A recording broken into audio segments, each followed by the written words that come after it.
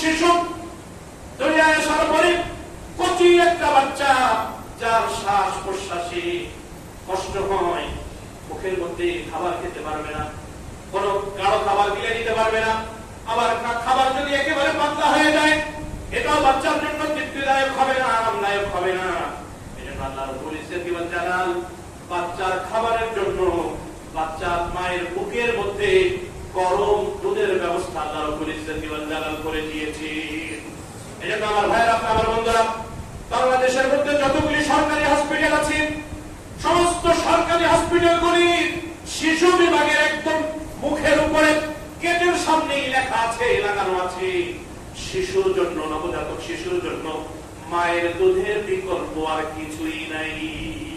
মায়ের সার দুধের বিকল্প আর কোনো কিছু নাই। এখন তো সেরেলাক্সের বাক্স নিয়ে ঘরের ভিতরে ঢুকায় রাখে, আরো ইত্যাদি দুধের যে বাক্স আছে সব দিয়ে ঘরের ভিতরে ঢুকায় রাখে। ওই বাক্সের ভিতরে লেখা আছে, দুধের প্যাকেটের মধ্যেও লেখা আছে যে মায়ের দুধের বিকল্প কিছুই নাই। কিন্তু কে কার কথা মানে? সিগারেটের খাপের উপরে লেখা ক্যান্সার না কি ধরে লেখা আছে, সিগারেট খাইলে ক্যান্সার হবে। এর বড় আবার কি একটা ভয়ানক ছবি দেওয়া আছে কোন একটা কোম্পানির সিগারেটে। এখন যদিও এগুলো চোখে পড়ে না, আগে দেখতাম মাঝে মাঝে রাস্তাঘাটে ফেরানো থাকতো। সিগারেট কোম্পানি একটু কমছে, এখন দাম বাড়ছে, তো দাম আরো বাড়া দরকার। কিভাবে দাম আরো বাড়া দরকার? এখন একটু কম দেখা যায় নাকি আমি দেখি না চোখে, এটাও হতে পারে। আমার সামনে কেউ খায় না এমনও হতে পারে। বাদ বাকি আগের থেকে মনে হচ্ছে সিগারেট করে একটু কমছে। কিন্তু কিছু কিছু ভদ্রলোক আছে এরপর রাস্তাঘাটে দেখা যায় এক হাতে চা আরেক হাতে সিগারেট। মানে কি রুচি! আপনি চিন্তা করছেন এটা? এক হাতে চা আরেক হাতে সিগারেট, আছে না নাই? ডান হাতে একটা টানে, বাম হাতে আরেকটা টানে। এটাও নাকি এখন সামাজিকতা, এটাও এখন ভদ্রতা, এটাও এখন সংস্কৃতি। এরপরে আবার রাস্তার উপরে রাস্তা বন্ধ করে দাঁড়ায় দাঁড়ায় খেতে হবে, এটা দোকানের ভিতরে ঢুকে খাওয়া যাবে না, তার ফ্যাশন থাকলো না। এমন কিছু ভদ্র স্টাইলের অভদ্র মানুষ আমাদের সমাজে আছে না নাই? আপনারাও কি তাদের দলভুক্ত হবেন? এর থেকে বাঁচতে হবে, এর থেকে বাঁচতে হবে। কি মেসেজ দিচ্ছি আমরা রাস্তাঘাটে আমাদের শিশুদেরকে, আমাদের সন্তানদেরকে? কি মেসেজ আমরা দিচ্ছি? কি মেসেজ আমরা দিচ্ছি? আমি বিড়ি খাবো, সিগারেট খাবো, আমার বাচ্চারা বলবো তুমি মাদ্রাসায় বড় বড় আলেম হও, স্কুলে বড় বড় আলেম হও। আমার ছেলে তো আমার উপর একটা ধর্মে, এটাই স্বাভাবিক। আমার ছেলে আমার উপর একটা ধর্মে। আপনি আজীব হবেন, আশ্চর্য হবেন। এই রমজানে মসজিদে তারাবি পড়তে এসে মসজিদের উপরে, মসজিদের ভিতরে বসে বিড়ি আছে,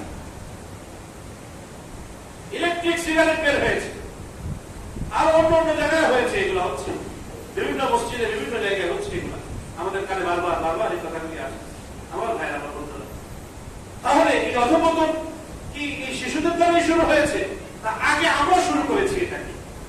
অভিভাবক যদি সচেতন হয়ে যেত, প্রাপ্তবয়স্ক লোকেরা যদি সচেতন হয়ে যেত, তাহলে শিশুরাও সচেতন হয়ে যেত। আমার ভাই, যাই হোক, আমি যেটা বলতেছিলাম যে মায়েদের উপরে গুরুত্বপূর্ণ দায়িত্ব হলো সন্তানকে বুকের দুধ পান করানো। এর দ্বারা সন্তানের মায়ের প্রতি ভালোবাসা কমবে না, বরং বাড়বে, এবং সন্তান সুস্থ থাকবে। এর দ্বারা আমার ভাই, আমার বন্ধুরা, এর দ্বারা এই সন্তানকে আল্লাহ রাব্বুল ইজ্জত ওয়াল জালাল নেক সন্তানে পরিণত করে দেবেন।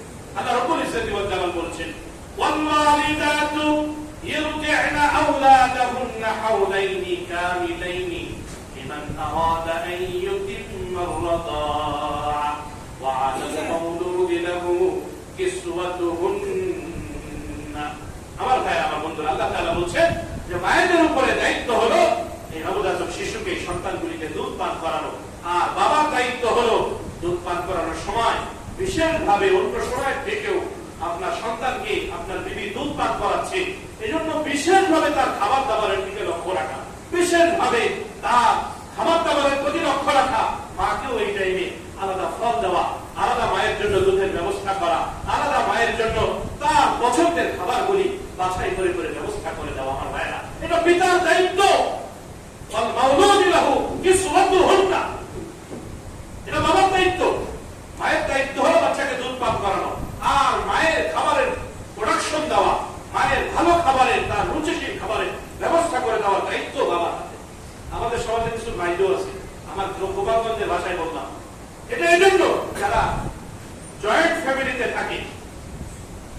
করে দেখা যায় কিছু অতি ভদ্রলোক আছে, সব কিছু বোঝে, কিন্তু মহিলাদের এই হকগুলির ব্যাপারে সে বোঝে না। সে মনে করে বাসায় 1 কেজি ফল কিনছি তো ফল কিনে নিয়ে ঘরে রাখতে হবে, এখানে যার মনে চাই সে খাবে।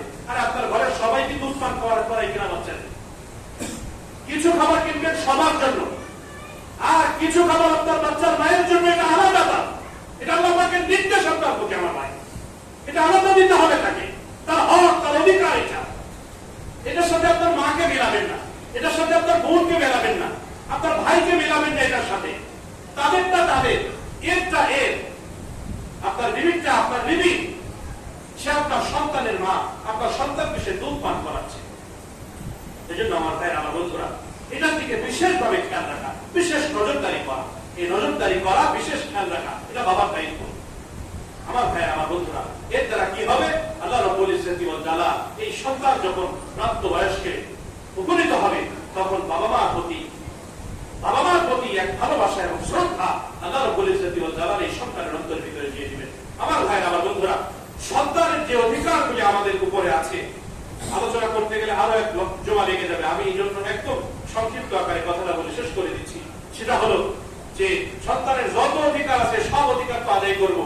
এগুলোর মধ্যে সবচেয়ে বড় অধিকার হলো সন্তানকে একজন আদর্শবান, ধার্মিক, সততা সম্পন্ন একজন নাগরিক হিসেবে সন্তানকে প্রতিষ্ঠিত করা। আমার ভাইরা, সন্তানের ধর্মীয় ব্যাপারে সর্বোচ্চ খেয়াল রাখা, সর্বোচ্চ খেয়াল রাখা।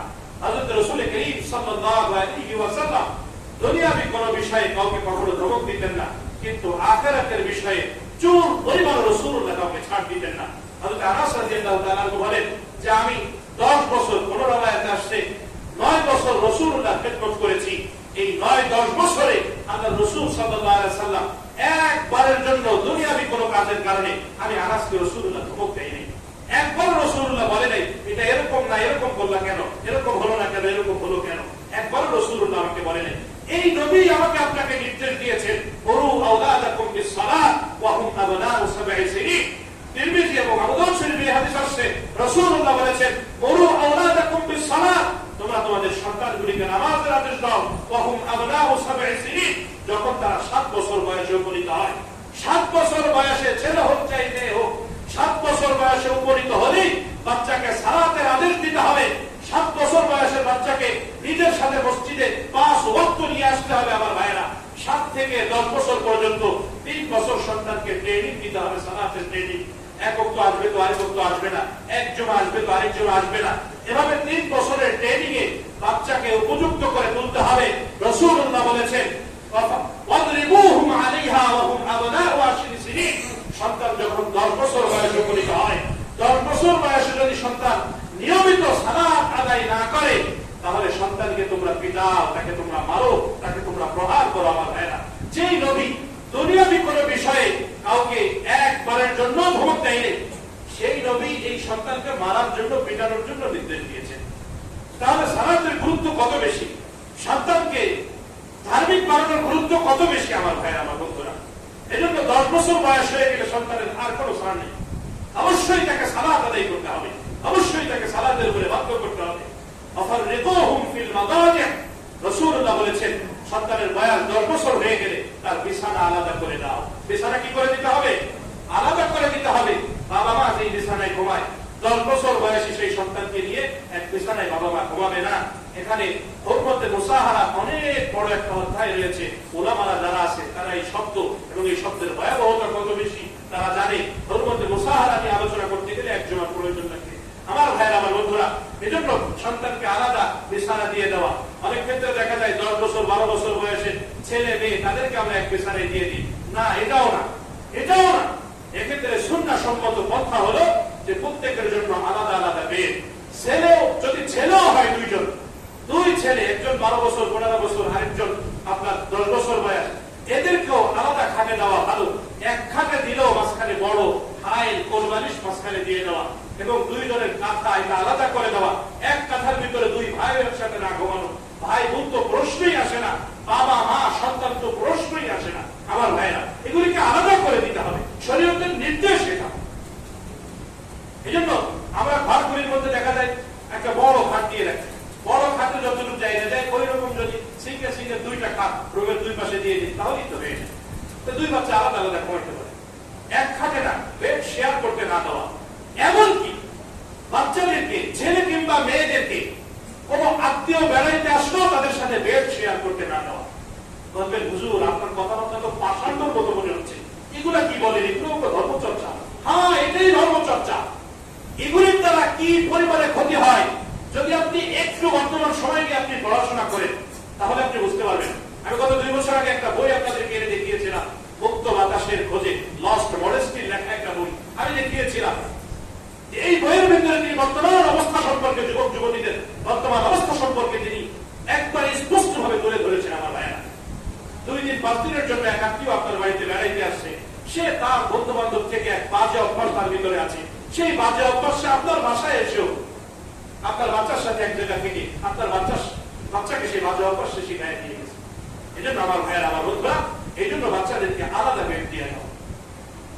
ছেলে ছেলে হলেও আলাদা বেড, মেয়ে মেয়ে হলেও আলাদা বেড, আবার এক ছেলে এক মেয়ে হলেও আলাদা বেড দিয়ে দাও। বলে থাকবেন ইনশাআল্লাহ। আল্লাহ তাআলা আমাদেরকে যে কথাগুলি বললাম বোঝার আমল করার তৌফিক দান করেন। আমিন। আসসালামু আলাইকুম ওয়া রাহমাতুল্লাহ।